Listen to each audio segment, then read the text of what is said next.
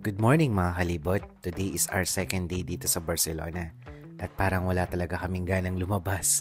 Kasi nga naman pagkagising mo at bago ka matulog, ito lang naman ang makikita mo.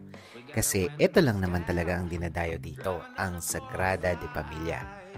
Sabi ko nga, paano ko nga naman ililibot ang mga kalibot kung hindi kami lalabas?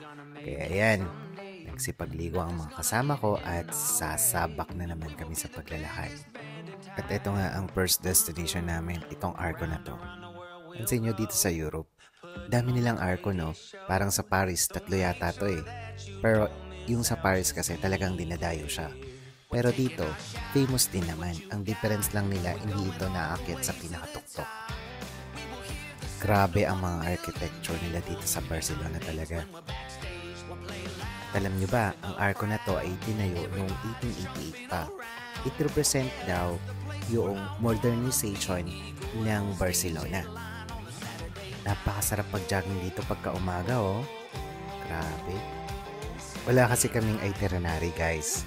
Kaya samahan nyo na lang ako maglakad. Ito, narinig ko. Naging famous dormitory ito dahil isang sikat na personalidad ang tumira dito noong unang panahon. Ito, napansin ko, ang dami ding tao. Akala ko kung ano. Ito pala yung nakikita ko sa TikTok na tinatawag nilang House of Bones. O diba, para nga naman mga bungo-bungo or mga skeletal. Dahil made ito sa mga dinurog na ceramic. Ayan, sa gutom namin, napadpad tuloy kami dito sa famous market of Barcelona. Ito ang St. Joseph o the known as La Boqueria. Hindi ko alam paano yung pag-pronounce eh. Isa rin kasi ito sa goal ng kasama namin. Kasi napadpad daw dito ang Blackpink. Kaya kailangan puntahan namin. And guys, mapapansin nyo, dito nga naman, nagpo-provide ng maraming fresh fruits and vegetable, even nuts and seeds, and sweets as well as meat and fish. Meron dito.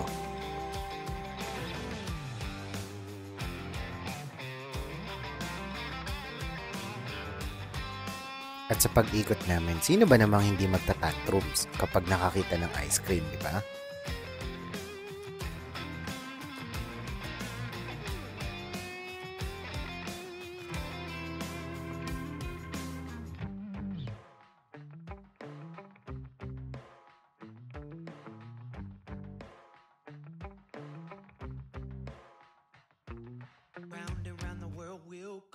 At sa pag-ikot namin dito, may mga Pinoy pa. Kaya tuloy na busog kami sa mga pretties. Thank you po.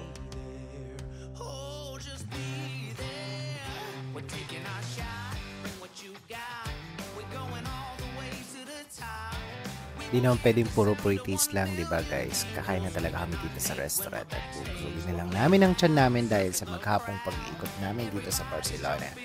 And I hope you enjoy, guys. Nabusog talaga ako dito sa Paella Seafoods.